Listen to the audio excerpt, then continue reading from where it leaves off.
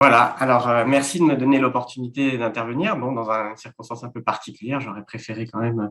Je suis pas très à l'aise avec cette idée de faire ça par visio, mais bon. Moi, je suis ravi aussi du thème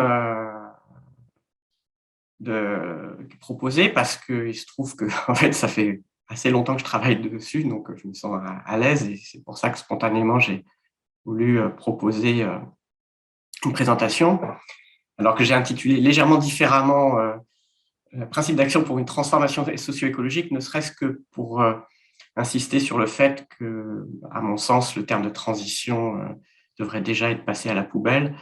On a besoin de transformer les choses, pas juste de faire de la transition. Alors, il faut que j'arrive à passer mes diapos. Oui, voilà. Alors,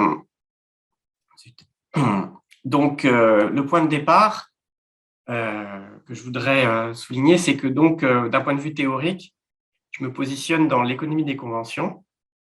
Et dans l'économie des conventions, en particulier, au-delà ensuite de ce qu'ont pu développer Boltanski et Thévenot sur les modèles des cités, je m'intéresse beaucoup à la question de, et donc j'ai introduit la notion de régime conventionnel. Donc un régime conventionnel, c'est quoi? C'est un moment dans le temps et dans l'espace pendant lequel donc une communauté humaine se conforme à un certain nombre de principes. Et ces principes, qu'ils soient explicites ou implicites, ont tendance à orienter le comportement des individus et même d'ailleurs des acteurs collectifs au sein d'une société. Donc ces principes, ils sont de nature conventionnelle, justement. Ils reposent sur des valeurs partagées et ils n'ont rien de naturel puisqu'ils sont conventionnels. Ils ne sont pas inhérents au comportement humain ni à celui des sociétés complexes. Or, moi, au départ, avant d'être en urbanisme et aménagement, j'étais en économie. Et il se trouve qu'en économie, on a eu tendance à nous faire croire pendant longtemps qu'il y avait des lois de l'économie qui étaient inhérentes à l'humanité. Et c'est tout ça que j'ai souhaité, bon, je suis loin d'être le seul, remettre en cause. Alors, l'idée donc, c'est que si on veut aller vers la durabilité, si on veut véritablement changer pour de vrai, mon hypothèse, ce que je défends, c'est qu'il faut sortir de ce régime conventionnel dominant, qui est donc fondé sur, comme je le disais, sur des croyances explicites. Je suis désolé, j'ai mis une couverture d'un ouvrage dans lequel j'avais développé ça il y a pas mal d'années, parce que, en fait, comme ça fait longtemps que je travaille dessus, il m'est difficile de… ça demanderait des gros développements que je ne peux évidemment pas faire aujourd'hui. Donc, je renvoie pour ceux qui vraiment seraient intéressés à cet ouvrage qui date de 2011. Donc, en fait, il y a des croyances explicites, mais également, j'ai mis en évidence des mythes implicites, enfin, plus ou moins implicites, ça dépend. Bon, ceux du plus égale mieux, c'est-à-dire on en veut toujours plus pour être heureux, soi-disant. La capacité de maîtriser la biosphère, la capacité de maîtriser l'espace-temps. Donc, c'est des choses que je ne vais pas développer ici, ce n'est pas l'enjeu de ma présentation, mais juste pour dire qu'effectivement, si on veut changer les choses, il faut s'attaquer, à mon sens, à la racine de ce qui guide nos comportements. Et ce sont justement ces croyances et ces mythes qui sont à la base de nos comportements, que nous en ayons conscience ou pas. Alors du coup, plus récemment, et donc, désolé, je me fais beaucoup de pub, mais voilà, ce que j'avais proposé, c'est de présenter, au départ, c'était de présenter, je ne connaissais pas le format, un nouvel ouvrage qui vient de sortir et dans lequel, en particulier, dans un des chapitres, j'ai essayé, par rapport à l'ouvrage de 2011 que je viens de mentionner, d'aller plus loin sur la proposition de principes qui nous permettrait de basculer vers un régime conventionnel également, mais alternatif à celui dans lequel nous sommes. Et donc, après des années, j'avais déjà identifié certains principes, et puis en me fondant sur l'observation et l'analyse d'un certain nombre de cas d'études, et j'ai identifié la nécessité d'accroître la capacité, donc dans le sens d'Amartya Sen, d'accroître la participation au processus décisionnel, de donner la priorité au principe de proximité. Et quand je parle de proximité, il ne s'agit pas évidemment uniquement de proximité géographique, mais également de ce qu'on appelle la proximité institutionnelle, c'est-à-dire la proximité en termes de valeurs partagées, favoriser le partage des connaissances, adopter un principe fort de réciprocité entre les acteurs, mais également entre les parties du monde, entre les territoires, etc. Et bien entendu, respecter un principe de durabilité forte. Je rappelle que la durabilité forte se distingue de la durabilité faible dans le sens où on ne considère pas que c'est pas grave si on a moins de capital naturel, puisqu'on aura plus de capital technologique. Non, toute destruction de capital naturel est une perte qu'on ne peut pas compenser avec d'autres formes de capital, de capitaux. Donc ça, c'est un point fondamental. Alors après discussion avec les intervenants, il m'avait été demandé plutôt d'aller sur un cas d'étude. Alors j'ai réfléchi à quel cas d'étude présenter parce que en fait j'ai essayé de travailler, enfin depuis un certain nombre d'années, à identifier un certain nombre de cas très divers qui semblent aller dans cette direction-là et s'appuient plus ou moins explicitement ou implicitement sur un certain nombre de principes. Alors, j'en ai choisi un qui est en Inde, autour de l'association Tarun Bharat Sangh. Donc, c'est une belle histoire, en fait, que je vais vous raconter. Il y a 4 jeunes ingénieurs qui, au début, inspirés par Gandhi, voulaient, dans leur propre État, le Rajasthan, favoriser le développement. Et pour ça, ils s'étaient dit, on va créer des écoles, il faut qu'on crée des écoles pour accroître la capacité des individus, leur donner plus de moyens pour pouvoir se développer. Donc, ils étaient vraiment inspirés par Gandhi. Mais en fait, dans le territoire dans lequel ils sont, le district d'Alwar, que je vais vous présenter, eh bien, globalement, personne n'était intéressé. Donc, sur les 4 ingénieurs du départ, seul Rajendra Singh a insisté. Les 3 autres sont repartis en disant « bon, bah, ça ne sert à rien, on n'y arrive pas, etc. » Alors, ce que raconte Rajendra Singh, est-ce vrai ou pas, c'est qu'il rencontre un vieil homme qui lui dit « tu n'as pas compris ce dont on a besoin avant tout d'eau. Il faut construire des johad, je reviendrai plus tard sur ce que sont des johad, afin que l'eau de la mousson ne s'évapore pas, n'aille pas finir ailleurs, pour qu'elle percole dans le sol. On a besoin d'eau. » Alors, j'insiste sur le fait, pourquoi aussi j'ai pris cette initiative, c'est qu'elle se déroule dans un district du Rajasthan. Il y a quand même 700 000 personnes. L'échelle environ est celle d'un département français. J'insiste là-dessus parce que souvent, quand on présente des initiatives locales, on dit oui, mais c'est bien gentil, tout ça, c'est des trucs entre 3 copains qui se font plaisir. Mais bon, 700 000 personnes impliquées, ça me paraît quelque chose d'un peu plus sérieux, même si à l'échelle de l'Inde, ça peut paraître très petit. Alors, juste la situation géographique. Donc, le Rajasthan, vous le voyez dans la carte de droite, il est au nord-ouest du pays. J'insiste là-dessus parce que quand les moussons arrivent de l'Est, elles sont très fortes, mais elles ont tendance à s'affaiblir au fur et à mesure de la traversée de l'Inde. Le district d'Alwar, sur la carte à gauche, c'est un des districts, malgré tout, les moins secs, puisqu'il est quand même dans la partie est du Rajasthan.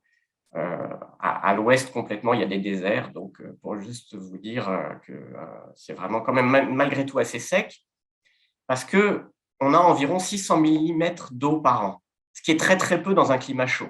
Très, très peu. On est dans quelque chose de semi-aride. Et la situation de départ, avant la mise en œuvre du projet, c'est que une grande majorité, donc 85% des 600 mm d'eau annuelle étaient perdus au départ parce qu'ils arrivaient sur des sols, ils avaient même tendance à lessiver les sols de quelques nutriments qui pouvaient encore subsister et participaient même à l'érosion des sols. Seuls 3% des terres étaient irriguées et donc on assistait à une désertification croissante. Avec la mousson, donc effectivement, c'était presque pire. Donc on attendait l'eau avec impatience, mais en fait, elle ne résolvait rien. Ce qui fait que la population, qui est plutôt essentiellement rurale, tendait à migrer vers les bidonvilles de Mumbai, Delhi ou Jaipur, la capitale de l'État. Alors, les objectifs du projet, le premier objectif, c'est d'étendre ou restaurer des valeurs sociales et culturelles. Donc, c'est important, c'est qu'on s'occupe des questions vraiment de développement et on met en avant les valeurs sociales et culturelles comme moyen d'améliorer les conditions de vie. On cherche bien sûr à trouver un équilibre entre le développement humain et la préservation des ressources naturelles. Donc, on est au cœur de ce qui nous occupe. Important, c'est permettre aux femmes de participer à nouveau au processus décisionnel parce que le nord de l'Inde se caractérise quand même, comme ses voisins pakistanais et afghans, quand même par situation pas forcément très enviable pour les femmes dans cette partie du monde. Améliorer le niveau d'éducation de la communauté, investir dans les conditions sanitaires, et puis compter sur l'énergie des hommes. Bon, il aurait fallu dire humains, mais c'est comme ça que ça a été présenté. C'est restaurer le milieu pour faire du développement rural. Alors, les principes qui sont identifiés par les acteurs eux-mêmes, et que j'ai pu mettre en évidence, donc il y a un effort collectif communautaire qui doit bénéficier à chacun. Chacun a l'opportunité d'être entendu. Donc, en fait, on fait appel aussi à la sagesse collective, au fait que n'importe qui peut apporter des choses intéressantes et qu'il faut faire circuler de la façon la plus informelle possible l'information. Quand des décisions collectives sont prises, la mise en œuvre doit être très ferme, c'est-à-dire, comme c'est pris sur une base de concertation, on accepte mieux des limites à l'action des individus. Ça, c'est très, très important. Vous le savez pertinemment, on accepte beaucoup mieux les choses qu'on s'impose à soi-même que celles qui sont imposées par d'autres. Il y a quand même la volonté que les membres de la communauté s'impliquent dans des tâches collectives. Et vis-à-vis de l'aide extérieure, elle n'est pas refusée. On est complètement dans la logique gandhienne, de la pensée gandhienne. C'est que l'aide extérieure doit uniquement être un catalyseur des énergies locales pour améliorer l'action communautaire, mais pas être une aide permanente. Donc, on est un peu dans les principes de la self-reliance. Alors, les JOAD, j'y viens. Donc, c'était une technique qui, jusqu'à l'indépendance de l'Inde, était très, très répandue au Rajasthan, mais qui avait tendance à disparaître. Les JOAD, ce sont des réservoirs en terre qui sont creusés à la main. Et comme ils permettent non seulement d'avoir des réserves d'eau, mais aussi de renflouer les nappes phréatiques. Parce qu'évidemment, ce ne sont pas des réservoirs tels que peuvent le faire certaines entreprises modernes avec un fond imperméable, mais l'eau, au bout d'un moment, arrive à percoler dans le sol. Donc, en fait, ils sont en forme de trapèze, c'est-à-dire que on maximise l'ouverture sur les côtés pour capter le plus possible d'eau dans les pentes. Donc, c'est quelque chose d'assez basique, mais qui fonctionne très, très bien.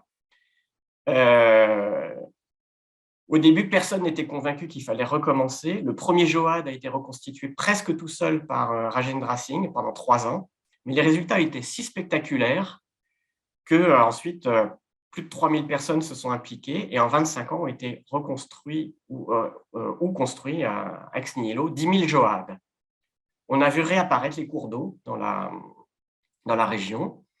Les surfaces cultivables ont été multipliées par 5 et les rendements agricoles par 10 sans autre intervention. Donc, vous pouvez imaginer que ça ne fait que rien que ça permet de multiplier par 50 la production agricole, c'est pas rien. 1h30 de bonne pluie assure au moins 2 ans de disponibilité. Bon, évidemment, c'est l'eau de la mousson, c'est la pluie de la mousson, donc c'est assez fort. On n'est pas à Brest. Et c'est vrai qu'on a pu voir que même après 5 années de sécheresse, l'eau est toujours là. Donc, les résultats sont spectaculaires. On a des effets inespérés, on a de retour d'espèces animales ou végétales qui avaient disparu. La population revient des bidonvilles, donc elle peut revenir sur place, elle y retrouve à nouveau un sens. Et puis, on a notamment le retour du sens de la communauté, très très fort. Dans une des parties du district, on a créé un parlement de la rivière où ont été prises des décisions, je n'ai pas le temps d'aller dans les détails, mais des décisions fortes, effectivement, qui font sens et qui sont très, très bien appliquées par la communauté. Ce qui est intéressant, et j'insiste sur ce point, c'est l'essor de la scolarisation. Quand l'eau était rare, eh bien, les petites filles, personne ne les empêchait d'aller à l'école, mais elles n'allaient pas à l'école parce qu'elles étaient de corvée d'eau et l'eau, il fallait la chercher toujours plus loin. Donc, en fait, grâce à ces JOAD, les filles ont pu retourner à l'école. Et c'est intéressant parce que si vous vous rappelez, le point de départ du projet tel que le voulaient les 4 ingénieurs, c'était de créer davantage d'éducation. Et vous voyez qu'en traitant l'eau, finalement, on arrive à recréer également les conditions pour que l'éducation puisse être favorisée. Donc, en fait, on a une boucle d'un certain nombre d'effets très positifs dans une logique plutôt systémique.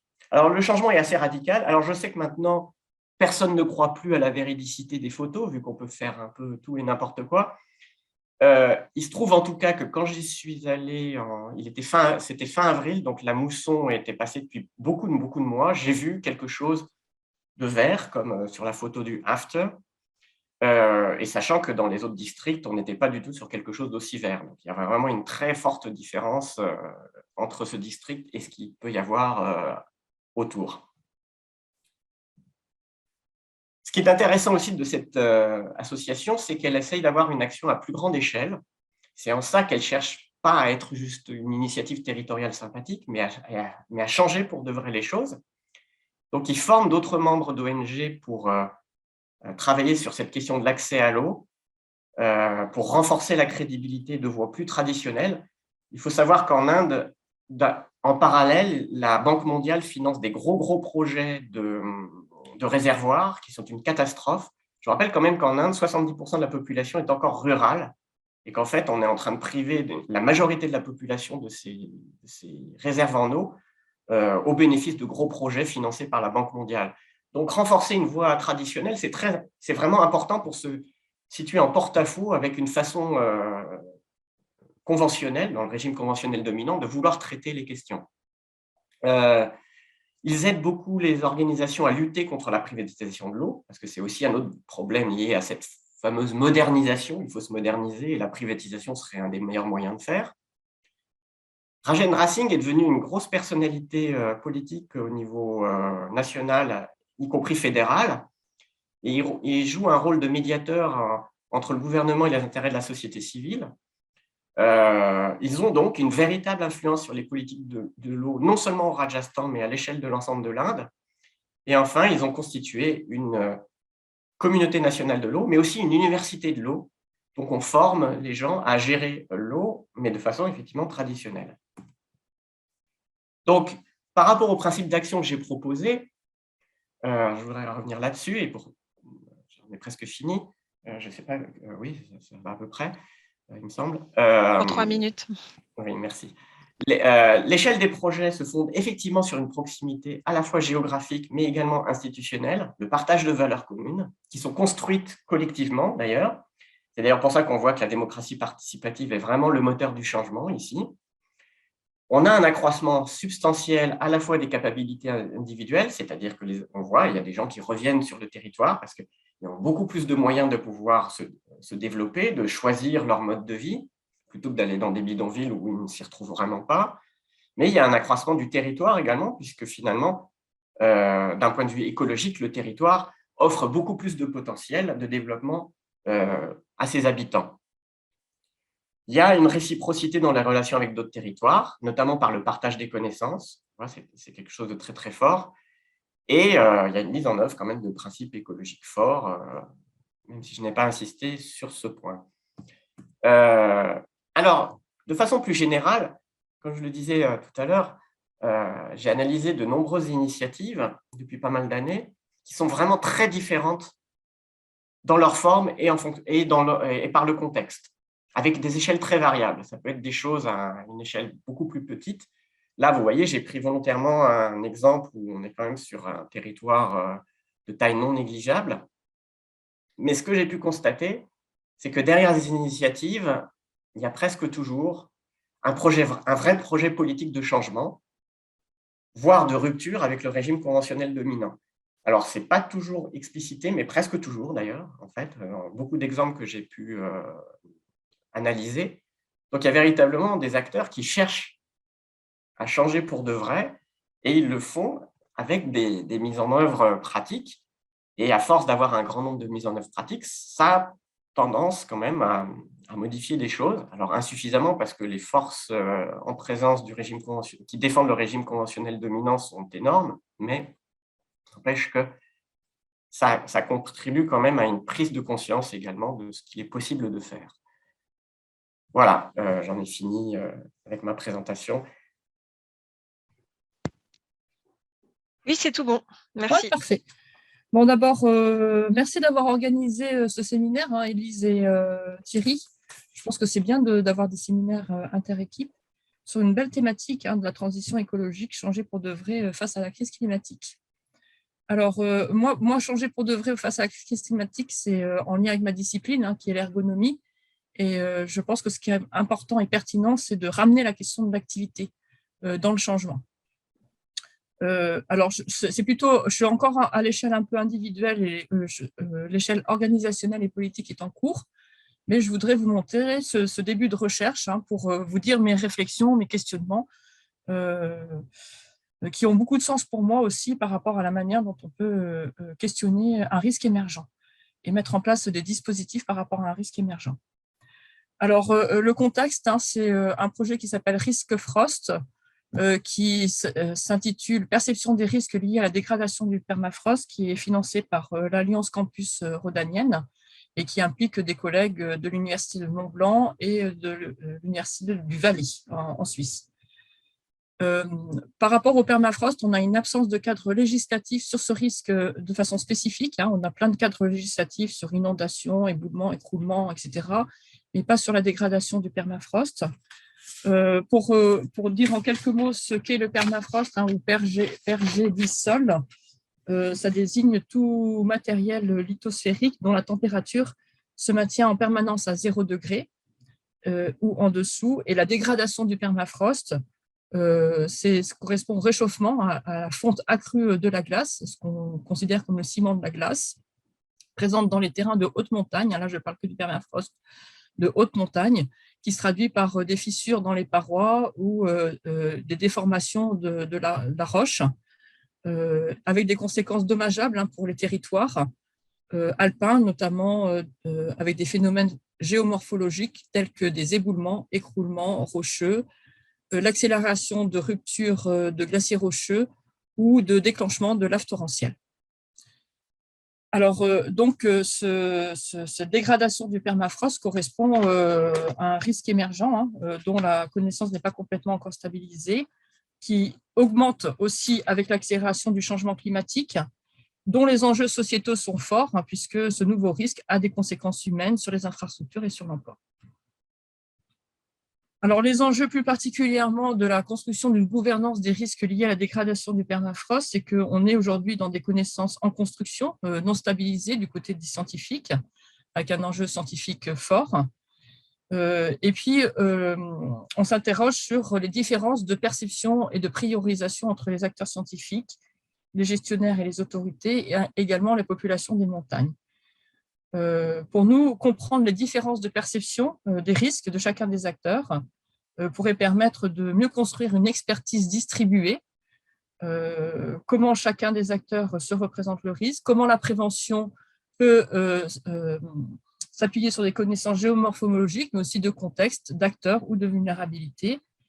Et pour moi, ici, c'est une posture d'être acteur dans la recherche, c'est-à-dire que faire plutôt que d'attendre la production scientifique, voire la catastrophe. Alors, le cadre théorique qui est le mien, celui de l'ergonomie, c'est qu'on a très peu d'études sur les risques naturels. On a beaucoup de modèles théoriques ou de démarches sur les risques industriels et professionnels, et se pose la question de la transposition de nos modèles. Et puis, vous dire que l'ergonomie ne cherche pas seulement à comprendre l'adaptation de l'humain à son environnement, mais plutôt comprendre comment les connaissances et les dispositifs de prévention sont adaptés pour que les acteurs puissent développer des capacités d'agir. Donc, c'est dans un cadre théorique en lien avec l'activité, c'est-à-dire comment ça s'inscrit dans les manières de faire le travail, ce qui donne du sens avec le travail et l'activité qu'on peut mettre en œuvre, selon les marges de manœuvre, avec des effets sur la santé et l'efficacité. Donc, dans ce cadre théorique de l'activité, ce qui nous intéresse, c'est le lien entre connaissance et action, et également le modèle de gestion des risques. Alors, pour ce qui concerne un risque émergent, le modèle qu'on développe, c'est plutôt celui de la recherche-action. C'est-à-dire qu'il est évident que c'est important de connaître pour agir, mais c'est aussi important d'agir pour comprendre. Donc, en développant des méthodologies d'intervention, on transforme. Et nos méthodologies d'intervention dans le cadre de la recherche que je vais vous présenter, c'est de confronter les gens à des cas réels et de le mettre en lien avec leur propre activité pour leur créer une activité réflexive qui va créer à son tour de nouvelles connaissances pour l'action, pour pouvoir en discuter dans des espaces de débat. Donc ça, c'est notre modèle de recherche-action. Et puis, on a un deuxième modèle qui concerne la gestion des risques. Dans ce modèle de la gestion des risques, c'est un modèle qui relève plus du monde industriel. Dans la gestion des risques dans le monde industriel, on dit toujours qu'on recherche un compromis entre des risques objectifs, des règles et des outils de travail. Par rapport à la problématique du permafrost, qui est un risque émergent, on est dans un risque objectif qui n'est pas totalement construit, non, pas complètement stable. Et donc, on n'a pas véritablement de règles ou d'outils pour pouvoir faire de la protection et de la prévention. Donc, l'idée, c'est de s'appuyer plutôt sur les risques subjectifs du point de vue de l'activité de chacun des acteurs afin de concevoir une gestion collective des risques et de penser des dispositifs de prévention, d'alerte et de secours à l'avenir. Donc ça, c'est les deux modèles sur lesquels on s'appuie pour pouvoir penser la création d'une gestion collective des risques, d'un risque émergent. Et nos hypothèses, c'est la problématique, la question qui se pose pour transformer des dispositifs de prévention des risques liés à la dégradation du permafrost porte principalement sur les conditions de création d'une gouvernance des risques.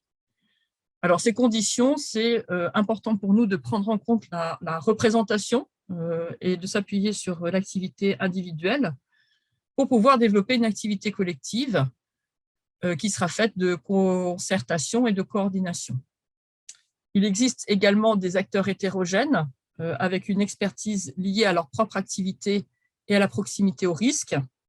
Et là, comme le disait aussi Nicolas tout à l'heure, les naïfs ont aussi des choses à dire. On s'appuie sur la confrontation à des cas réels, mettre les gens en situation, s'appuyer aussi sur une approche territoriale, voire culturelle.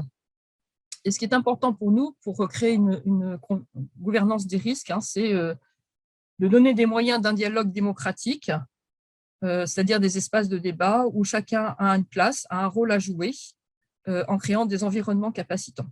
Et là, on s'appuie sur des travaux de nos collègues dans le nord de l'Europe. Et puis, ce qui est important également pour pouvoir créer une gouvernance, c'est la construction des méthodes. J'insiste sur les méthodes parce que c'est le point de départ. Quelles sont les méthodes qu'on construit? C'est ça que je vais vous montrer un petit peu aujourd'hui. Et ces méthodes, elles doivent être construites le plus possible dans la pluridisciplinarité. Alors ici, elle est entre géosciences et ergonomie, mais elle pourrait tout à fait s'élargir aux sciences politiques, à l'ingénierie, etc. Alors, pour ce qui concerne l'exemple que je vais prendre aujourd'hui du projet Risque Frost, nous avons réalisé 38 entretiens, 34 ont été exploités pour les résultats que je vous présente. Ces entretiens ont été réalisés dans 3 vallées, 11 en Suisse dans le Valais, 12 au Mont Blanc et 11 en Vanoise.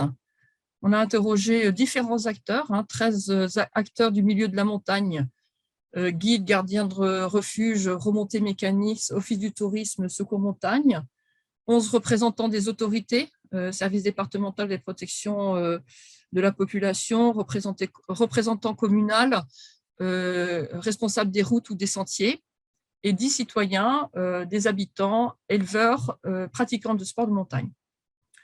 Le guide d'entretien a porté sur la représentation du permafrost et on a confronté les gens à des cartes et des cas réels.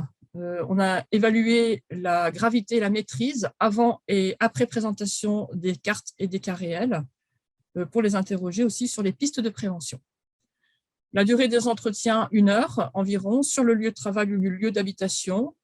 Et donc, la construction de ce guide d'entretien et des cas réels et des cartes ont été faits en pluridisciplinarité, géosciences et ergonomie. Alors, je vous montre un exemple de carte qui a permis de confronter les personnes. Ici, c'est une extraction que nous a fait nos collègues. Et donc, on montrait des cartes aux personnes pour leur montrer la situation de dégradation du permafrost.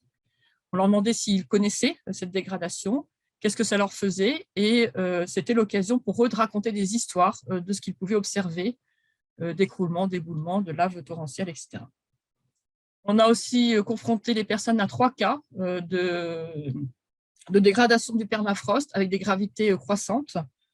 D'abord, un cas concernant un écroulement rocheux. Alors, un écroulement rocheux, c'est quelque chose qui est visible dans la dégradation du permafrost, très visible, puisqu'en fait, on voit la montagne qui s'écroule. Ça concerne principalement les alpinistes, les professionnels de la montagne par rapport à des risques objectifs de modification d'itinéraire, mais aussi tous ceux qui sont concernés par gardiens de refuge, guides, personnel de gestion des remontées mécaniques. Le deuxième cas concernait la déformation d'un terrain avec un glacier rocheux dessous. Il s'agissait du cas du Bochard, qui est une déformation d'un terrain avec une déstabilisation de la gare d'arrivée d'un télésiège, qui a conduit à arrêter l'activité touristique, très importante pour une station, et nécessiter une réparation d'infrastructure. Et le troisième cas présenté était un phénomène domino de cascade de processus géomorphologiques, avec un écroulement rocheux de grande ampleur qui produit spontanément une fonte d'un petit glacier et ensuite une coulée de boue qui a parcouru plus de 6 km en bas dans la vallée, détruisant un village et une route avec des conséquences matérielles très importantes, maisons détruites, routes coupées, etc. Et des décès. Alors, chaque cas était présenté ici, je vous montre un exemple, sous forme de fiches plastifiées, documents plastifiés. On faisait une même présentation à chacun des acteurs, oralement. Ensuite, on donnait la fiche plastifiée aux personnes et on demandait ce que cela changeait pour eux par rapport à la représentation initiale, parce que c'était en rupture par rapport à ce qu'ils nous avaient évoqué de ce qu'ils connaissaient ou pas du permafrost. Et c'est à cette occasion que les personnes pouvaient justifier, argumenter un certain nombre de choses par rapport à ce qu'était le permafrost pour eux, ce qu'ils découvraient et les impacts du permafrost. Pour chaque entretien, on a demandé aussi d'évaluer pour eux, dans leur vie quotidienne ou dans leur travail, dans leur activité, quelle était l'évaluation du permafrost en termes de gravité et de maîtrise. Cette évaluation s'est faite avant présentation des cartes et des cas et après présentation des cas et des cartes. Donc, la grille d'évaluation, c'est chaque personne prend ce stylo-là, puis note sur une grille d'évaluation de gravité où on a du plus grave au moins grave avec différents types de risques naturels, inondations, feux de forêt, réchauffement, permafrost, séisme, éboulement, avalanche, tempête, etc., de classer du plus grave au moins grave. Et puis, sur la deuxième échelle, on demande aux personnes d'indiquer quelles sont les mesures prises en matière de maîtrise du risque en ayant 4 niveaux, inexistant, faible, moyen, élevé. Et puis ensuite, le traitement qu'on a fait, c'est essentiellement sur la case réchauffement du permafrost. Alors, pour les résultats, là, en termes de résultats globaux, on a concernant la gravité du permafrost, l'ensemble des personnes ont, entre le premier temps où on leur demande de l'évaluation de la gravité et le deuxième temps après confrontation au cas réel, l'ensemble des personnes augmentent leur gravité, leur représentation de la gravité du permafrost, notamment avec 15 personnes sur 34 qui ont une notée faible et élevée dans le temps 1, puis 6 personnes qui notent faible et 28 élevées dans le temps 2. Alors cela, on peut l'évoquer comme une prise de conscience plus élevée de la gravité du permafrost, liée à la présentation et à la confrontation des cas. Pour la maîtrise, au contraire, on n'observe pas de différence. Les résultats entre le temps 1 et le temps 2 sont à peu près identiques, avec une impression de connaissances encore insuffisantes pour mettre en œuvre des dispositifs et des moyens de maîtrise adaptés, et des gens qui, dans les entretiens, qui nous disent se sentir quand même démunis et qui mettent en lien plus largement la difficulté de maîtrise des risques liés au permafrost avec le réchauffement climatique. Ensuite, on a fait des résultats par vallée pour confronter la gravité du permafrost et la maîtrise selon les 2 temps, avant et après présentation des cas réels. Pour ce qui concerne les vallées, dans le temps 1, on a une gravité plus élevée en vallée et en vanoise qu'au Mont Blanc. Et dans le temps 2, on a une augmentation de la gravité pour toutes les vallées. Donc, en fait, le Mont Blanc rattrape les autres dans le temps 2. Et on était un peu étonnés dans nos résultats de voir que le Mont Blanc, qui est pourtant très sensibilisé, ne perçoit moins la gravité que le Valais et la Vanoise, qu'on a analysé comme une possibilité de déni du risque, et que la confrontation au cas apparaît pertinente puisqu'elle augmente aussi pour eux la gravité du permafrost. Pour ce qui concerne la maîtrise, selon les vallées, elle est plus faible en Vanoise qu'au Mont Blanc et en Valais. Et on peut l'expliquer par moins d'infrastructures en Vanoise, et puis plus récemment un événement catastrophique aussi en Vanoise qui a marqué les esprits, ce qui montre que la maîtrise est quand même très en lien aussi avec les moyens de protection et de prévention des différentes vallées. On a cherché ensuite à comprendre… je n'ai pas les acteurs. Ah mince. Bon, alors je vais vous le dire comme ça oralement. On a fait la même chose pour la comparaison entre les types d'acteurs. Je ne sais pas pourquoi cette diapo a disparu.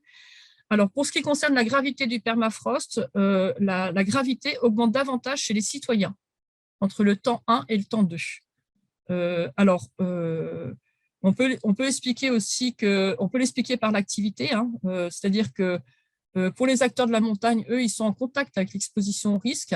Donc, la gravité, ils l'aperçoivent dès le départ. Il n'y a pas besoin de la confrontation au cas pour qu'ils augmentent leur gravité. Et puis, du côté des autorités, les autorités ont à gérer un certain nombre de risques et le permafrost apparaît souvent en second plan. Et donc, du coup, ils ont tendance à ne pas augmenter la gravité, étant préoccupés par d'autres risques en matière de gestion et de prévention. Pour ce qui concerne la maîtrise… 3 minutes, oui, Sandrine. pour la maîtrise concernant les acteurs, il n'y a pas de différence entre les deux temps pour les différents acteurs. Sinon, un sentiment quand même de faible maîtrise chez les citoyens qu'on peut analyser par un manque de connaissance des moyens de prévention. Et puis, une diminution de la maîtrise chez les acteurs de la montagne, certainement à mettre en lien aussi avec leur responsabilité vis-à-vis du tourisme. Donc, les interprétations sont à poursuivre, bien évidemment, mais ce que je souhaite dire, c'est que les réponses, elles dépendent aussi, sont à mettre au regard des connaissances, des parcours, des expériences, de l'exposition au risque liée au permafrost et des moyens de le prévenir. Et donc, ceux qui sont déjà exposés, confrontés à l'adaptation et à la prise en compte dans leur changement de pratique ont une définition quand même plus proche des géosciences.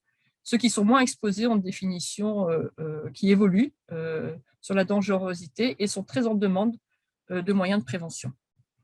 Et par rapport au modèle que je vous présentais tout à l'heure, l'évaluation subjective apparaît quand même une bonne piste pour pouvoir construire collectivement des outils et des règles. Si par exemple, je regarde le système, les acteurs proposent des systèmes de surveillance avec des capteurs et des radars ou des caméras, mais se pose la question, où équiper ? Qu'est-ce qui est pertinent pour les habitants, pour le scientifique, pour les autorités ?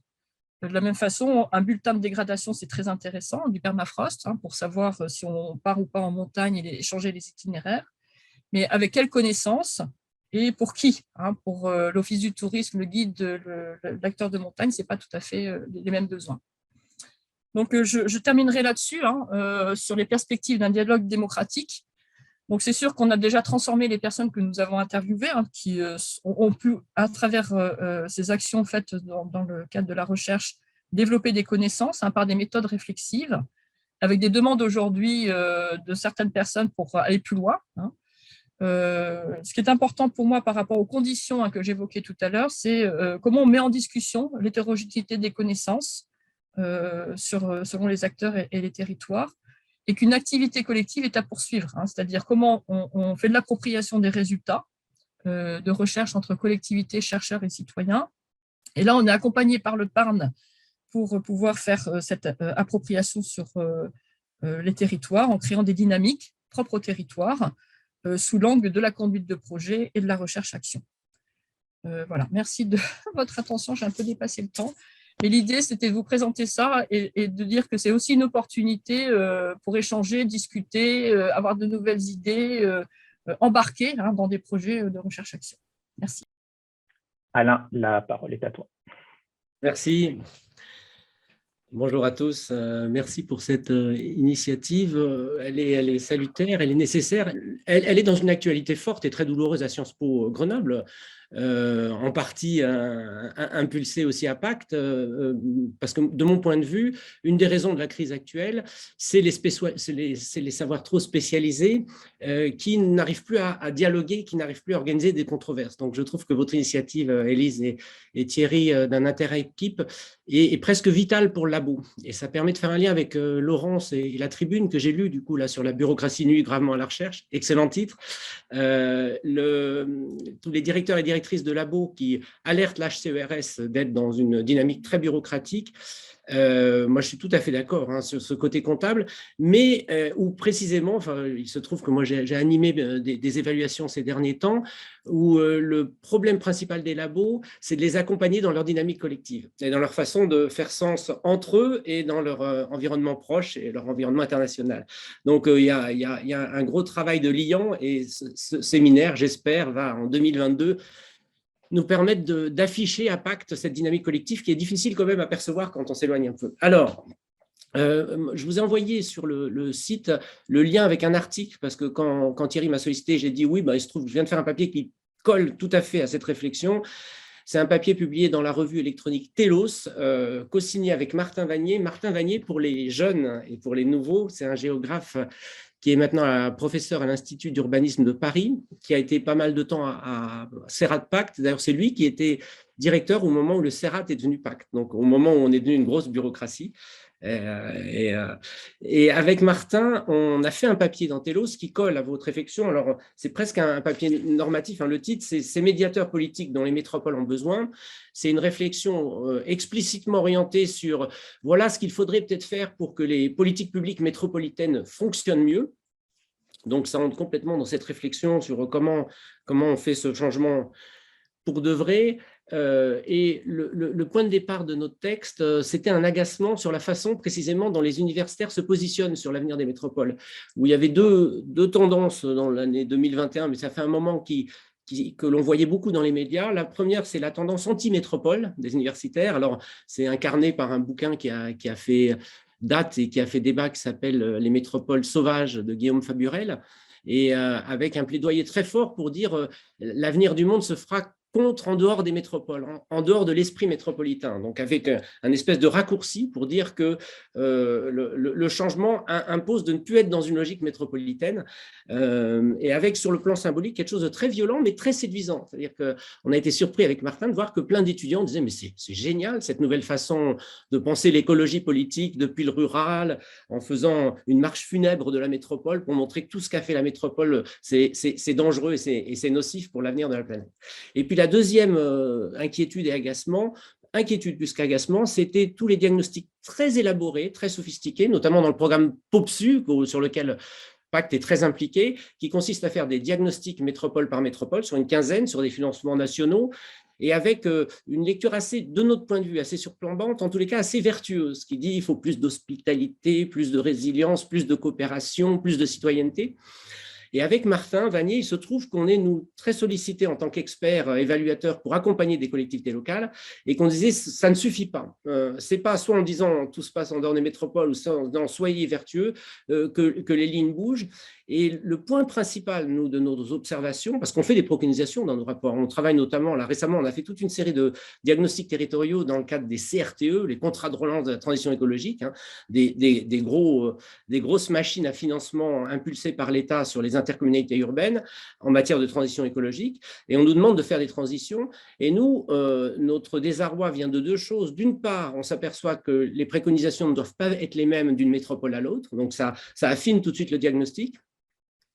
Et d'autre part, c'est le point central, cette transformation se fera par les élites et les bureaucraties. Alors, je suis provocateur quand je dis ça, mais nous, on est très surpris de voir à chaque fois à quel point les métropoles que l'on expertise sont des métropoles où il y a un très haut niveau de diagnostic sur la crise, sur la transition, sur le réchauffement climatique, qui n'a jamais eu un tel niveau d'intelligence technique et scientifique dans ces espaces pour penser le problème, que les élus souvent sont obsédés par l'action et le virage, c'est-à-dire qu'ils veulent marquer leur passage aussi les élus communautaires par leur capacité à enclencher des grandes réformes structurantes, et que malgré tout, il ne se passe pas grand-chose.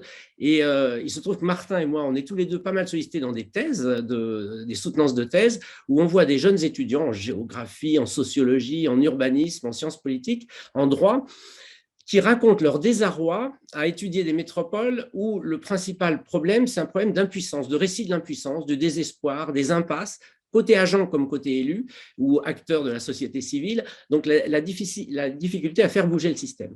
Donc nous, on a écrit ce papier avec Martin un peu dans cet esprit en se disant comment on bouge les lignes par rapport à ce blocage qui n'est pas qu'un blocage sur les représentations, puisque dans les représentations, il y a des discours sur le changement, mais ça ne passe pas à l'acte. Et là, moi, je suis fortement influencé par la tradition grenobloise de l'analyse des politiques publiques sur les médiateurs. Et on fait l'essentiel du papier sur la question des médiations qu'il manque dans les métropoles, les médiations intermédiaires, dans les corps intermédiaires, avec des médiateurs, c'est-à-dire des personnes, des personnalités qui incarnent, qui mettent en récit un changement qui est entendable par les autres, pour la faire très courte. Et notre réflexion, du coup, elle prend 3 pistes. Hein. Je vous fais le pitch, mais l'article se lit très vite, c'est 4 pages. On dit qu'il y a un manque de médiation et de médiateurs sur la question de la complexité métropolitaine, un autre sur la question de la diversité métropolitaine et un troisième sur la question de l'interterritorialité. Alors, en 2 mots, hein, mais c'est du jargon, mais ce ne sont pas que des mots. La question de la médiation, de la complexité, c'est l'idée que les métropoles doivent apprendre à faire de la planification, de faire de la prospective avec des grands enjeux sur les transports, sur l'environnement, sur l'énergie bien sûr, et que tout ça, ça demande énormément de matière grise et ça demande des personnes, des médiateurs qui arrivent à raconter différemment l'avenir des métropoles.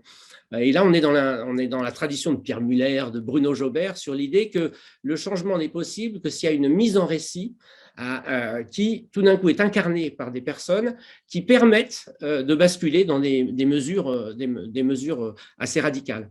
La radicalité n'est possible, en tous les cas, le tournant, la rupture n'est possible que s'il y a des gens pour le raconter qui sont hyper légitimes pour le faire. Et dans les travaux de cette école, hein, Bruno Jobert, il avait travaillé sur le social en plan, il avait montré comment le modèle du social en France avait été transformé par de nouveaux récits sur l'action sociale, la solidarité dans les années 70, pas par des leaders, mais par des intellectuels qui ont été repris ensuite dans les politiques publiques. Et de la même façon, Pierre Muller montrait dans l'agriculture, dans le nucléaire, dans l'aéronautique, comment à un moment donné, il y a eu des nouveaux récits qui ont été portés par des personnes qui ont permis de faire des grands changements de politique publique. Voilà, donc nous, on a nos 3 axes. L'axe 1, c'est la complexité, l'urbanisme, la prospective. Alors, à chaque fois, on a un petit encart un peu solennel. On dit les métropoles ont besoin de médiateurs de la complexité, scientifiques, experts, ingénieurs, qui sauront analyser, confronter et traduire les prospectives aménagistes en promesses collectives adossées à des politiques publiques transversales, audacieuses. Alors, c'est un peu ronflant, mais c'est l'idée que dans chaque territoire, il faut trouver des gens qui vont convaincre les autres et qui vont les convaincre parce qu'ils incarnent quelque chose et qui viennent et qui sont légitimes pour le faire. Et nous, dans nos expertises territorialisées, notre obsession dans les préconisations, c'est d'aller à la pêche à ces médiateurs et médiatrices qui peuvent à un moment faire bouger les lignes et qui permettront aux politiques publiques métropolitaines d'être réellement ambitieuses, parce que souvent sur le papier, elles sont ambitieuses, mais c'est après que ça se gâte un peu. La deuxième champ, c'est le champ de la diversité, et là, c'est un point très fort de nos constats, c'est que les métropoles, c'est un espace d'hyperdiversité, et donc, cette diversité, elle doit être mise en récit. Et la métropole avec des riches, des pauvres, des violences, des gens très dynamiques, des gens en déshérence, il faut absolument, avec une innovation culturelle souvent exceptionnelle, il faut absolument qu'on la retrouve, qu'il y ait une fierté à être métropolitain. Il y a très peu de métropoles en France, sur les 22, qui arrivent à construire ce discours de la fierté métropolitaine. Et là aussi, on plaide pour que les institutions favorisent ces mises en récit qui permettent d'avoir confiance dans un collectif élargi. Et là, le rôle de la culture, sans doute, est indispensable. Des artistes, des écrivains, des entrepreneurs locaux. Et puis le troisième volet où on plaide pour plus de médiation, c'est le volet de l'interterritorialité. Alors ça, c'est plus classique, c'est l'éparpillement des pouvoirs locaux. Toutes les grandes métropoles en France, mais ce n'est pas vrai qu'en France, sont en grande souffrance parce qu'elles sont en addition d'histoires communales ou d'histoires micro-régionales, et que le dialogue entre ces territoires est très difficile. Le dialogue des métropoles avec l'extérieur est très difficile, très tendu, parfois très violent. La période des Gilets jaunes raconte très bien une espèce de divorce entre différentes façons de se positionner sur le territoire par rapport aux métropoles. Et là aussi, on plaide pour qu'il y ait un travail. Et là, c'est plutôt le rôle des élus qui incarnent, qui arrivent à incarner quelque chose qui les dépasse, qui dépasse complètement leur commune, qui dépasse même leur région. Et de notre point de vue, donc on est dans les préconisations, c'est à partir de ce travail sur les représentations, sur l'imaginaire métropolitain, sur un territoire partagé, un territoire plus heureux, partagé, et que peut se faire le début des grandes politiques publiques ambitieuses. Donc pour nous, c'est presque un préalable. On ne peut imaginer les grandes mutations, les nouvelles orientations sur les déplacements, sur la consommation, qu'à partir du moment où on a mis des médiateurs, on a trouvé des médiateurs, on ne les a pas mis, des médiateurs ce sont. Et notre hypothèse, c'est une hypothèse du coup très classique en Sciences Po, c'est qu'on est dans une période de crise des corps intermédiaires actuellement, et il n'y a plus de corps intermédiaires dans les métropoles. Alors il y a des tentatives avec les conseils de développement, avec différentes structures, avec des agences, des milieux professionnels, mais globalement, c'est le point faible aujourd'hui de la démocratie française, plus spécifiquement de la démocratie française, et donc on plaide pour l'accompagnement, le soutien à ces corps intermédiaires qui sont des espaces de délibération d'où émergent des leaders, des médiateurs qui peuvent raconter des grands virages.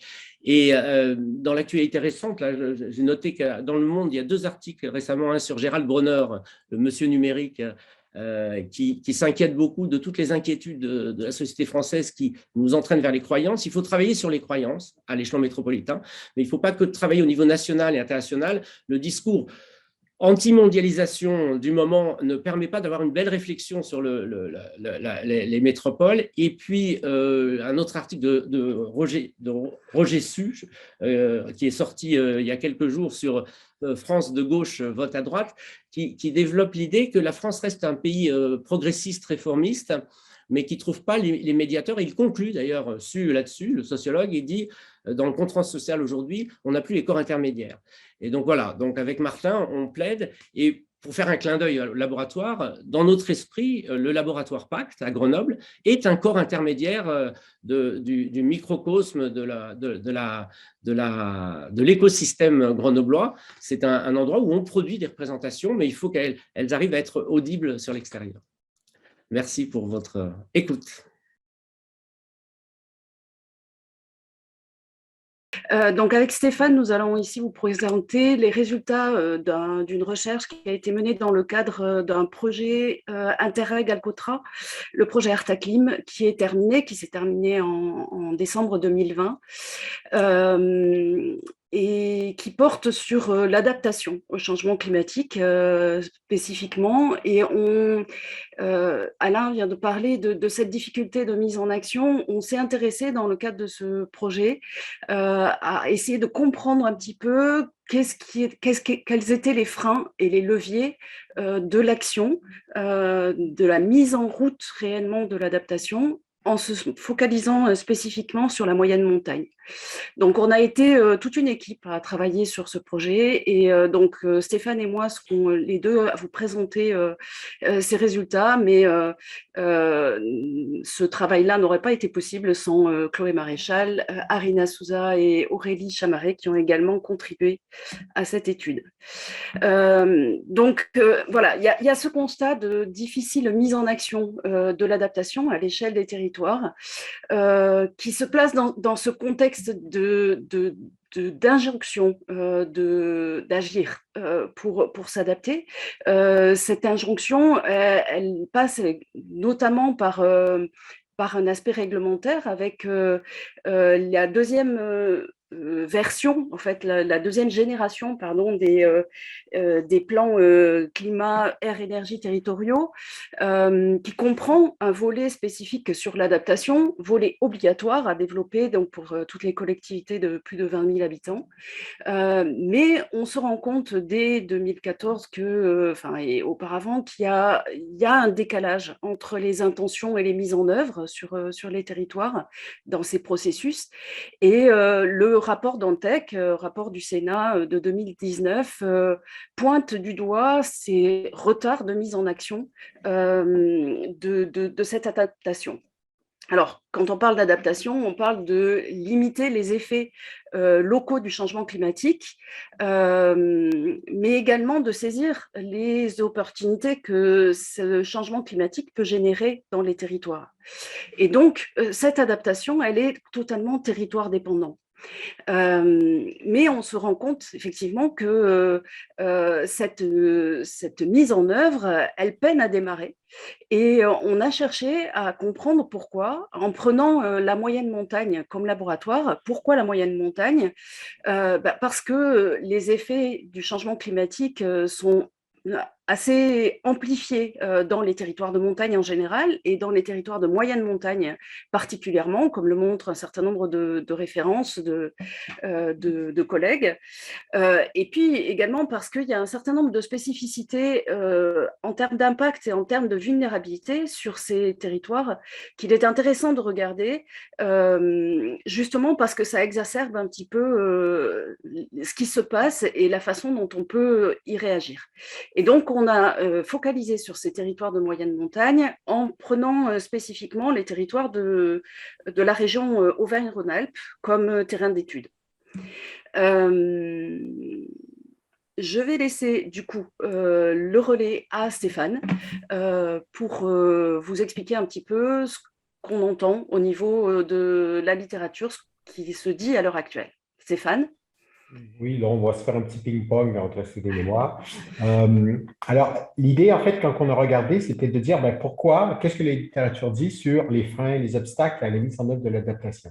Une des hypothèses qui était fortement mise à l'époque en œuvre, surtout jusqu'en 2015-2016, j'avais aussi publié un article avec Christelle Dano sur le problème de l'incertitude scientifique.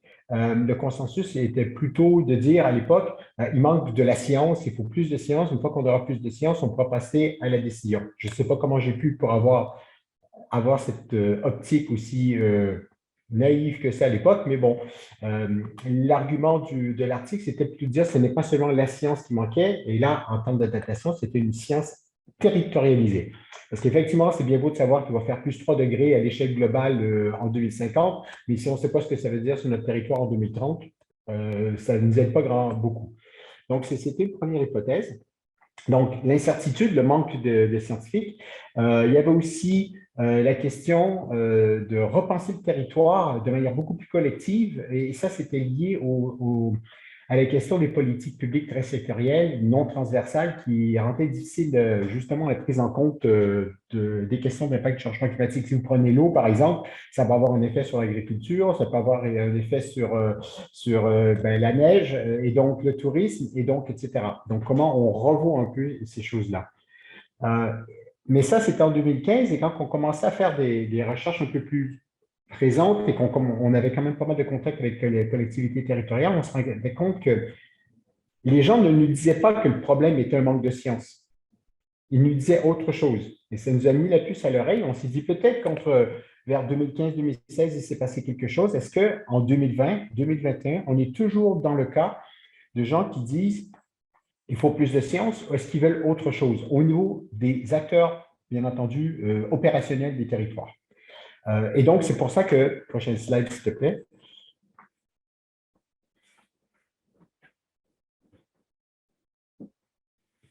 Donc, on s'est dit, on va aller tester notre impression, notre hypothèse qui est un petit peu plus faible à l'époque, dire il y a peut-être autre chose qui se passe depuis ce temps. Et donc, on a lancé avec Arina en particulier 2 enquêtes, une enquête qualitative avec 18 entretiens semi-directifs avec des gens directement impliqués dans des stratégies d'adaptation moyenne montagne. L'idée, c'était justement est-ce qu'ils comprennent les impacts locaux de moyenne montagne? Et s'ils les comprennent, est-ce qu'ils pensent que c'est important? Et s'ils ne les comprennent pas, est-ce qu'ils pensent que c'est important pour la mise en œuvre de politiques publiques? C'était quoi leur moteur et leur motivation aussi à rentrer là-dedans? Parce que c'est pas évident et que ça soulève assez régulièrement des conflits avec certains secteurs économiques. Et s'ils avaient des manques et des besoins, est-ce qu'ils étaient capables de les identifier? Donc, à partir de l'analyse qu'on a fait des 18 entretiens, on a fait un questionnaire, donc avec 197 réponses exploitables, ça c'était plutôt à l'échelle nationale, avec des associations, des collectivités, comme vous voyez dans le graphique en bas, qui ont beaucoup répondu, services de l'État, quelques entreprises aussi, des bureaux d'études. Et les résultats, en fait, nous ont été sont allés dans le sens de notre première impression de cette hypothèse qu'on avait. Prochaine slide, s'il vous plaît. En fait, pour une grande partie, pas tous bien entendu, mais en fait, cette hypothèse du manque de science nous empêche de passer à l'œuvre était plutôt fausse. L'idée, c'est que les gens ont l'impression d'en savoir assez sur le changement climatique. Ce qu'ils savent pas, c'est quoi faire et comment faire. Ils sont plutôt dans une mode de demande de formation sur comment agir, comment faire le lien entre le changement climatique et ce qu'ils font. Est-ce qu'ils font, je ne sais pas, est-ce qu'ils rédigent des plans territoriaux? Est-ce qu'ils sont directement liés au tourisme? Est-ce qu'ils sont liés à l'agriculture? Des choses comme ça. Donc, l'idée ici qui a émergé, c'était une demande de formation sur le changement climatique par rapport à ce qu'ils avaient besoin pour leur boulot au quotidien, quoi. Donc, on n'est plus dans le manque de science, on est dans la traduction de la science vers quelque chose qui peut ressembler éventuellement à une politique publique, une mesure, une action. Ils étaient assez clairs aussi sur les questions d'adaptation jusqu'à un certain point, plus que ce qu'on pensait en fait. Moi, j'ai trouvé que sur les questions de maladaptation, c'était encore… On avait besoin de plus de formation sur la question de la maladaptation. Mais le présupposé qu'on avait relevé dans la littérature sur le fait qu'il y avait une faible connaissance locale et à cause de ça, on ne pouvait pas passer à l'action, ce n'est pas le gros problème. Le gros problème, c'est vraiment la formation. Et à cet égard, avant de repasser la main à Céline, je voulais juste renvoyer ce que tu disais tout à l'heure, Alain, sur la question et on a fini le projet Artaclim là-dessus, c'est plutôt que de faire de la préconisation de politique publique classique, on s'est plutôt dirigé vers les serious games, les jeux. Et des formes de formation alternatives. Donc, l'idée maintenant, sur les questions de formation et d'adaptation, c'est aussi de passer par du jeu, par du théâtre, par de l'art, par de l'impro, par je ne sais pas trop quoi, mais de sortir du registre trop scientifique pour rentrer dans quelque chose qui est beaucoup plus attractif pour les gens et peut-être plus efficace en termes de communication, de sensibilisation. Alors, je reprends la main. Oui, sur ce sujet-là, on pourra en rediscuter aussi. Il y a effectivement des propositions et des chantiers qui ont été lancés là-dessus en interaction avec des artistes et avec des questionnements qui s'ouvrent à l'heure actuelle, mais on en reparlera un petit peu après. Pour revenir à notre propos initial, parmi les freins qu'on a identifiés, qui ont été révélés par ces enquêtes, il y a la question de l'incertitude. Et au travers de cette question de l'incertitude, c'est particulièrement 3 formes d'incertitude qui semblent être le plus problématique pour ce passage, cette mise en action. Donc, une des premières formes, c'est l'incertitude sur l'évolution future du climat. Quand on regarde dans la littérature, ça apparaît effectivement comme une problématique importante. Dans l'enquête qualitative, dans les entretiens qu'on a réalisés, effectivement, un certain nombre d'experts nous disaient que oui, cette incertitude sur l'évolution du climat, elle peut expliquer une certaine forme d'inaction. Néanmoins, on s'est rendu compte aussi dans l'enquête quantitative que plus de la moitié des personnes qui nous ont répondu déclarent avoir déjà mis en œuvre un certain nombre d'actions, malgré cette incertitude. Alors, Et bien évidemment, l'enquête a été réalisée sur la base du volontariat par une méthode boule de neige en se basant sur les réseaux qu'on avait déjà et par effet de rebond. Et très probablement, les personnes qui ont répondu à cette enquête sont aussi ceux qui se sentent les plus concernés et qui ont investi ce champ-là et qui se sont mis en action.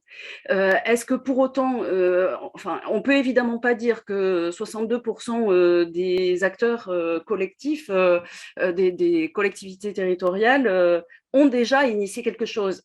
Évidemment, il y a un biais fort de notre échantillon là-dessus, mais néanmoins, l'incertitude liée à l'évolution future du climat, visiblement, ne peut pas expliquer seule cette difficulté de mise en action. Il n'y a pas que ça. Une autre incertitude qui apparaît peut-être plus importante, c'est l'incertitude sur les échelles de référence. Ce qui est ressorti de ces enquêtes, c'est que quand on regarde les rapports du GIEC, quand le GIEC parle des évolutions, il parle d'une échelle globale, d'une vision globale de ce qui se passe à l'échelle mondiale ou éventuellement à des échelles régionales, mais quand il parle d'échelle régionale, ça n'a rien à voir avec nos régions, enfin les régions qu'on a en tête, administratives ou autres. La région au sens du GIEC, aux sciences climatiques, c'est l'Europe tout entière. Il faut en avoir conscience. Or, les besoins au niveau des acteurs, ils sont locaux. Et donc, on peut retrouver ça dans la citation qui vous est donnée ici. On a des informations, effectivement, qui viennent du GIEC, mais on a besoin de la traduire sur les territoires. Les élus, les personnes, les acteurs, quand on leur parle quand on ne parle pas de leur territoire, quand on leur parle du changement climatique au sens du GIEC, en fait. Ils ont besoin que cette information, elle soit traduite à des échelles. Quand on regarde les résultats de l'enquête quantitative sur la question à quelle échelle vous souhaitez avoir cette information, eh bien, c'est l'échelle communale, c'est l'échelle de l'intercommunalité, c'est l'échelle du département éventuellement, mais ce n'est pas l'échelle européenne, ça ne leur parle pas. Donc ça, et évidemment, donc il y a ce décalage-là, mais en plus du décalage, l'incertitude, elle vient aussi du fait que l'information qui existe à l'échelle globale, donnée par le GIEC, sa traduction en échelle locale, c'est là qu'intervient l'incertitude. On ne sait pas faire, en gros, ou on sait mal faire. Donc ça, c'est quelque chose qui est relativement important en termes de frein. Et puis une troisième forme d'incertitude, c'est l'incertitude sur la pertinence des actions qu'on va entreprendre aujourd'hui et sur les possibles effets de ces actions à plus ou moins long terme. Donc cette incertitude-là, elle est relative directement aux processus sociaux et aux jeux des acteurs. Et puis également, elle vient de cette vision sectorielle qui est encore très dominante dans les mesures que l'on met en place, dans les politiques publiques et dans l'adaptation spécifiquement. Et c'est ce dont témoigne cette citation également. Les mesures indiquées peuvent être contradictoires. On est essentiellement sur des politiques sectorielles. Chaque politique agit selon son cadre et du coup, cela peut rentrer en concurrence ou en confrontation ou en opposition complètement avec des politiques également d'adaptation, mais qui seraient mises en œuvre dans d'autres types de secteurs. Et donc là, il y a aussi dans cette mise en action, même lorsqu'elle est réalisée, une incertitude sur est-ce que quand j'agis ici, je ne vais pas contrer les actions qui peuvent être mises en place à tel autre endroit, y compris dans un même territoire, dans un même secteur. Et pour contrer cela, ce qui ressort de ces enquêtes, c'est qu'il y a un nécessaire développement d'outils de médiation, on y revient également ici, et de concertation, arriver à se parler sur qu'est-ce qu'on met en œuvre, et puis une nécessaire approche beaucoup plus systémique également, beaucoup plus intégrée de la gestion des territoires d'une manière générale. Je crois que oui. Je vais essayer d'accélérer un tout petit peu. Ce qu'on constate au niveau des leviers, par contre, au niveau de cette adaptation, c'est qu'on a une évolution récente des motivations.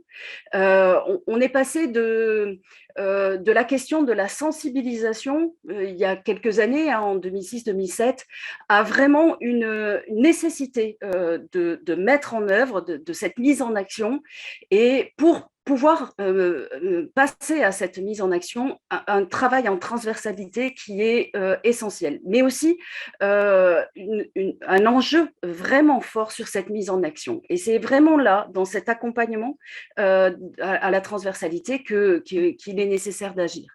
Et puis, des perspectives également de développement du territoire qui sont en train d'évoluer.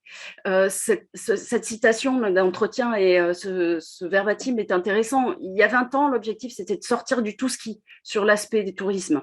Il y a 10 ans, c'était de sortir du tout neige, et aujourd'hui, c'est de sortir du tout tourisme. Donc, il y a vraiment cette transformation qui constitue un levier important. Un autre levier, mais qui est en questionnement, c'est le levier réglementaire. Lorsqu'on a fait l'enquête qualitative, il y a un quart des répondants qui nous ont dit « la planification contrainte, ça peut être une solution ». Or, lorsqu'on regarde les résultats de l'enquête quantitative, c'est pas si évident que ça. C'est-à-dire que lorsqu'on leur a demandé quelles ont été les motivations pour cette mise en action, pour les actions qu'ils ont entreprises sur les territoires, la contrainte réglementaire, elle représente 9% de ces motivations, y compris au travers de la mise en place des PCAET, etc. Ce qui ressort plus en termes de motivation, c'est des engagements réellement volontaires, individuels ou collectifs, ou c'est des réactions à des impacts locaux qui apparaissent comme vraiment dominants et pour lesquels il faut faire quelque chose.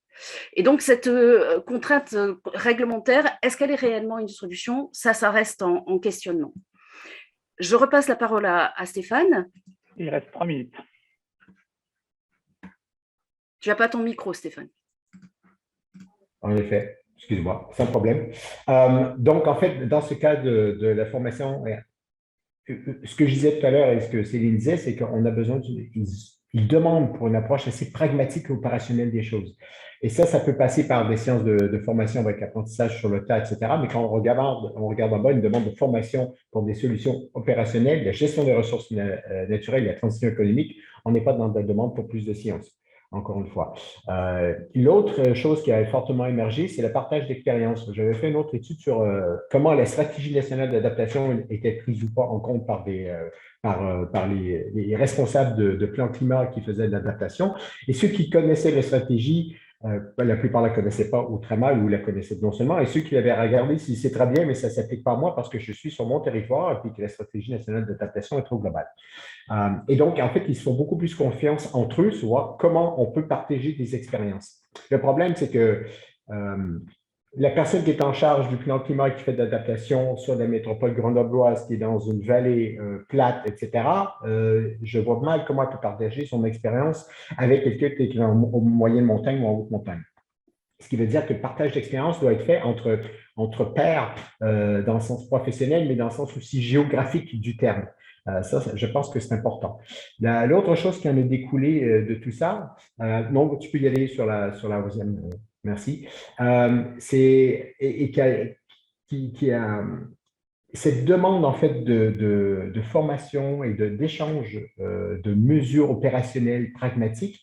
Je ne suis pas sûr à quel point ça peut diminuer ou annuler les différentes formes d'incertitude. Ou alors, ça peut dire, bon, on est encore incertain, mais on peut quand même agir. La plupart d'entre nous, on agit de manière absolument avec des connaissances absolument incertaines sur un paquet d'enjeux. Ça ne nous empêche pas de continuer à faire ce qu'on va faire tous les jours en termes de travail. Donc, l'idée, elle est peut-être un peu là. Mais l'idée avec le changement climatique et notamment ses impacts, c'est un changement de paradigme en plusieurs sens. Un, c'est la prise en compte de ce qui va se passer dans l'avenir et qui ne s'est pas encore passé maintenant. Ce n'est pas évident du tout avec le problème d'incertitude que ça peut amener. Même si on dépasse ça, il reste quand même, encore une fois, et ça, c'est ancré dans des habitudes institutionnelles et des auteurs comme Young qui ont travaillé sur la notion de institutional fit, l'adéquation institutionnelle. C'est-à-dire qu'on fonctionne depuis 40 ans, 50 ans, 100 ans d'une certaine manière et le changement climatique arrive et nous oblige à transformer notre manière ou à modifier ou peut-être même transformer notre manière de bosser. Et là, c'est d'aller du sectoriel vers une approche systémique, transsectorielle, transversale. Ce n'est pas toujours évident, ce qui veut dire que l'accompagnement ne doit pas être menée seulement sur les questions scientifiques, mais sur des nouvelles manières de bosser ensemble aussi entre deux services, deux services de la même collectivité territoriale, entre deux secteurs économiques, des choses comme ça.